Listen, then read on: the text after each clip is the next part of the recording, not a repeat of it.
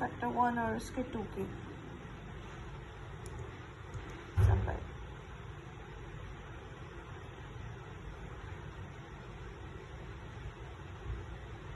ठीक है। सबसे पहले इंटरल्यूकिन 1 और इसकी बात करते हैं। स्टिमुलस कहाँ से आते हैं कि माइक्रोब्स वगैरह, माइक्रोब्स या नेक्रोटिक टिश्यू ये क्या करवा रहे होते हैं कि इनकी वजह से जो ये लोग अटैच होते हैं माइक्रोब्स वगैरह, ये एक्टिवेट करवाते हैं टिश्यू TLR, ठीक है। TLR टिश्यू ल्यूकोसाइट फैक्टर है, रिसेप्टर माइक्रोबियल सेंसर को इनको एक्टिवेट करते हैं और ये सिग्नल क्या करता है, ये एक्टिवेट होता है तो सिग्नल ये कहते हैं ट्यूमर नेक्रोसिस फैक्टर की प्रोडक्शन और उसकी रिलीज करवाता है, ठीक है, TLR। और इसके साथ साथ इन्फ्लेमेसोम्स भी हैं, ये भी सिग्नल क्या करते हैं, इंटरल्यूकिन की प्रोडक्शन को करवाते हैं। TLR से T से याद रखना ट्यूमर नेक्रोसिस फैक्टर, इन्फ्लेमेसोम्स I से है इंटरल्यूकिन 1 की प्रोडक्शन और इसका रिलीज करवा रहे होते हैं TLR। उसके साथ साथ बात करते हैं TLR में, अगर बात करें तो इसमें क्या क्या आएगा TLR, ठीक है।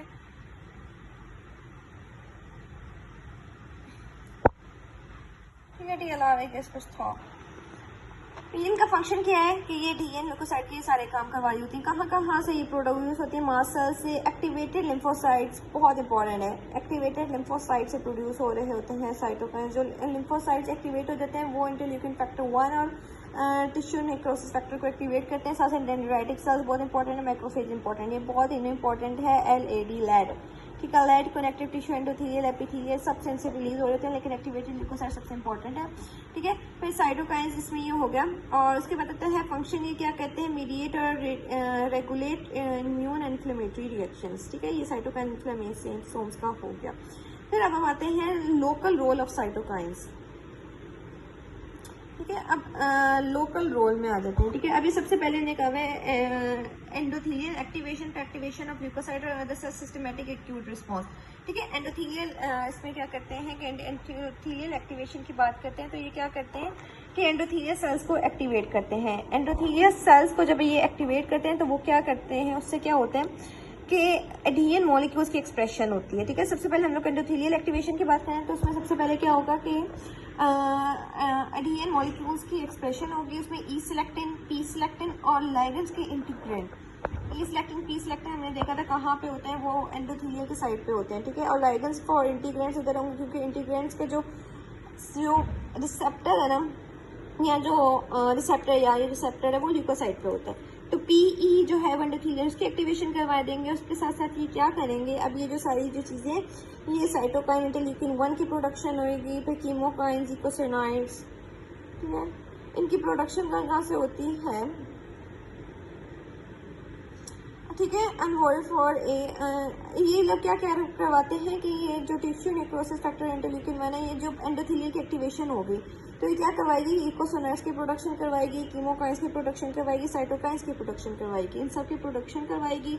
इससे जो है ना प्रोकोएगुलेंट एक्टिविटी इंक्रीज होगी कि ज़्यादा कोएगुलेशन होगी और परमिएबिलिटी भी इंक्रीज होगी जब एंडोथेलियल की एक्टिवेशन होगी और वो ट्यूमर नेक्रोसिस फैक्टर और इंटरल्यूकिन 1 करवाए। देखो सबसे पहले इन्फ्लेमेशन में क्या होता है कि माइक्रोब आया, ठीक है, माइक्रोब आया तो उसने जो है वो ट्यूमर नेक्रोसिस फैक्टर उसको कैसे एक्टिवेट करवाया कि ट्यूमर नेक्रोसिस फैक्टर को TLR ने एक्टिवेट करवाया और इंटरल्यूकिन 1 को जो है वो इन्फ्लेमेसोम्स ने जो है ना वो एक्टिवेट करवाया। उसके बाद सेकंड वाला पॉइंट ये था, उनका वो सारा काम हो गया था, तो एंडोथेलियल की एक्टिवेशन हुई, एंडोथेलियल की एक्टिवेशन से परमिएबिलिटी इंक्रीज हो गई, ठीक, ये सारा ही काम हो गया। दूसरा फिर क्या है कि अब जो है ना परमिएबिलिटी भी इंक्रीज हो गई, सिलेक्टर्स वगैरह भी, अब और ल्यूकोसाइट की एक्टिवेशन हो गई और अदर सेल्स, ठीक है। स्टिमुलेशन बैक्टीरिया एंडोटॉक्सिन क्या है, ट्यूमर नेक्रोसिस फैक्टर रिलीज हुआ, ये ज़्यादा न्यूट्रोफिल्स का ज़्यादा न्यूट्रोफिल्स आएंगे, ज़्यादा रिस्पांस होगा, ठीक है। और जो माइक्रोबाइसाइडल एक्टिविटी है ना मैक्रोफेजेस की वो भी इंक्रीज होगी ट्यूमर नेक्रोसिस फैक्टर से, ठीक है। न्यूट्रोफिल्स का एक तो रिस्पांस, माइक्रोबाइसाइडल एक्टिविटी इंक्रीज होगी। अब जो इंटरल्यूकिन 1 और +6, इंटरल्यूकिन 1 का हमने बताया हुआ है कि ये जो साइनोवियल और मेसेंकाइमल सेल प्रोलिफरेशन करवा रहा होता है, कोलेजन की सिंथेसिस करवा रहा होता है, कोलेजन की सिंथेसिस ये करवा रहा होता है फिब्रोब्लास्ट से, ठीक है, फिब्रोब्लास्ट से ये इनकी वो करवा रहा होता है कोलेजन की सिंथेसिस, ठीक, इंटरल्यूकिन 1 और ठीक है। ये इंटरल्यूकिन 1 के काम है कि synovial and mesenchymal cell proliferation करवाता है, कोलेजन की सिंथेसिस करवा रहा होता है, ठीक है। हमने पहले जो ना वो दोनों के पढ़े थे, अब हम इसके अलग अलग पढ़ रहे हैं। ट्यूमर नेक्रोसिस फैक्टर हमने देखा है कि ल्यूकोसाइट और अदर सेल्स में ट्यूमर नेक्रोसिस फैक्टर ये काम कर रहा होता है। देखो ट्यूमर नेक्रोसिस फैक्टर के हमने और इंटरल्यूकिन इन दोनों के कंबाइन ये पढ़े थे कि ये सिलेक्टेंस को काम कर रहे होते हैं, सिलेक्टेंस की करवा रहे होते हैं, फिर साइटोकाइंस की प्रोडक्शन इंक्रीज करवाते हैं, कीमोकाइंस की प्रोडक्शन इंक्रीज, इकोसोनाइड्स दोनों इकट्ठे। लेकिन अलग अलग बात करें तो ट्यूमर नेक्रोसिस फैक्टर जो है ना वो क्या करवाता है कि वो मोस्टली देखो उसमें इन्वॉल्व है कि न्यूट्रोफिल्स का रिस्पॉन्स इंक्रीज कर रहा है और मैक्रोफेजेस का जो मैक्रोबायोसाइडल एक्टिविटी है ना उसको इंक्रीज कर रहा है। जबकि इंटरल्यूकिन की बात करें तो वो क्या करता है कि कोलेजन की सिंथेसिस करवाता है, synovial and mesenchymal cell proliferation करवाता है।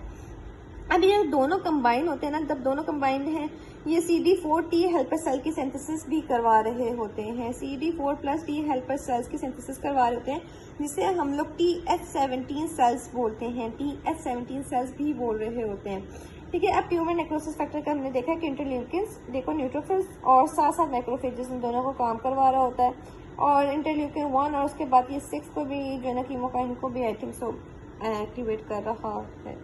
ये सारा काम है और ये कीमोकाइंस वगैरह, ठीक है, ये सारा इसने काम किया है। फिर अब अगला हम आते हैं